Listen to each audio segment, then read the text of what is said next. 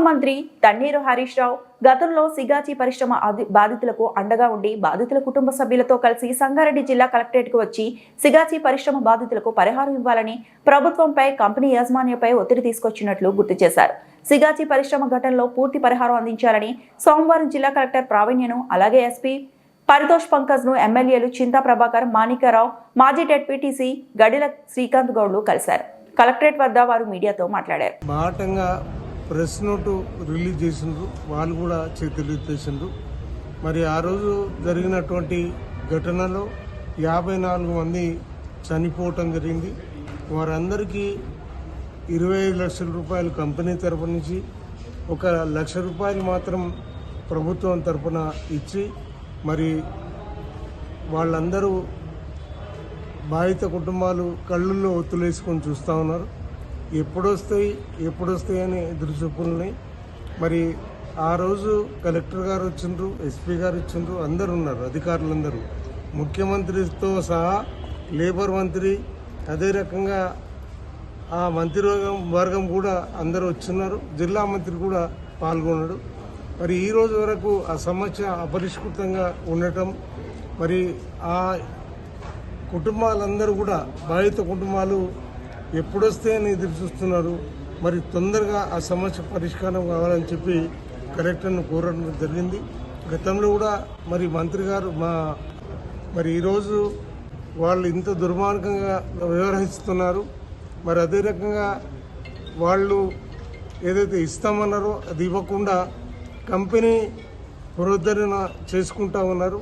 మరి ఆ కుటుంబాలు వచ్చి వీళ్ళందరికీ, మా శ్రీకాంత్ వాళ్ళ అందరికీ ఏమైంది, ఎప్పుడు ఇప్పిస్తారని ఇబ్బంది పెడతా ఉన్నారు. కాబట్టి తొందరగా ఆ సమస్య పరిష్కారం కావాలని చెప్పి, పరిష్కరిస్తారని చెప్పి మరి ప్రభుత్వం దృష్టికి తీసుకెళ్లి సత్వరంగా పరిష్కారం చేయాలని చెప్పి మేము కోరడం జరిగింది.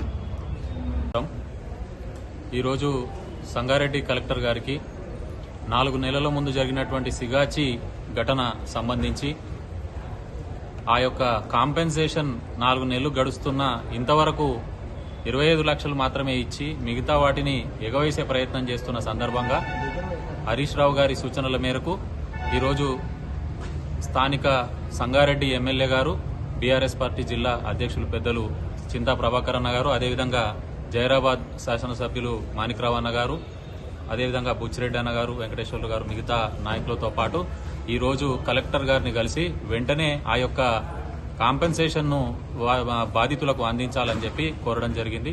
ఈ సందర్భంగా చింతా ప్రభాకర్ అన్న గారు దాన్ని ఉద్దేశించి మాట్లాడుతారు. జిల్లా పార్టీ బీఆర్ఎస్ పార్టీ అధ్యక్షుడు చింతా ప్రభాకర్ గారు, శ్రీకాంత్ గారు, అదేవిధంగా వెంకటేశ్వర్లు గారు, బుచ్చిరెడ్డి గారు, ఏదైతే గత 4 నెలల క్రితం జరిగిన అగాత్యం ఏదైతుందో మరి ఆ టైంలో ఎవరెవరైతే హామీలు ఇచ్చారో నష్టపరిహారం ఇస్తామని ఇంతవరకు వాటిని ఇవ్వలేదు.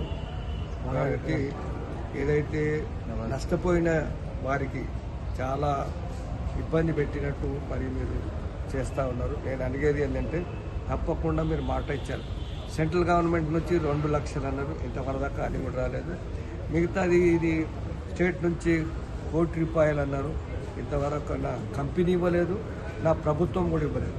కాబట్టి ఏదైతే ఇటువంటి జరిగిన ఘటనలు ఉంటాయో గత ప్రభుత్వంలో మనం వెంబటే ఆలోచించి ఎందైనా తొందరగా విడుదల చేసినట్టు పరిస్థితులని, కానీ ఈ ప్రభుత్వం వచ్చిన తర్వాత ప్రజలను విస్మరిస్తుంది. ఎటువంటి ఘటనలు కూడా పట్టించుకోవట్లేదు. ఎన్ని అగాత్యాలు జరిగినా ఏది కూడా ఎటువంటిది. కాబట్టి దయచేసి నేను ప్రభుత్వాన్ని, అదేవిధంగా సెంట్రల్ గవర్నమెంట్ ఏదైతే 2 లక్షలు ఇస్తారో అది కూడా విడుదల చేయాలని కోరుకుంటున్నాను. మరిన్ని అప్డేట్స్ కోసం మా ఛానల్ని సబ్స్క్రైబ్ చేయండి.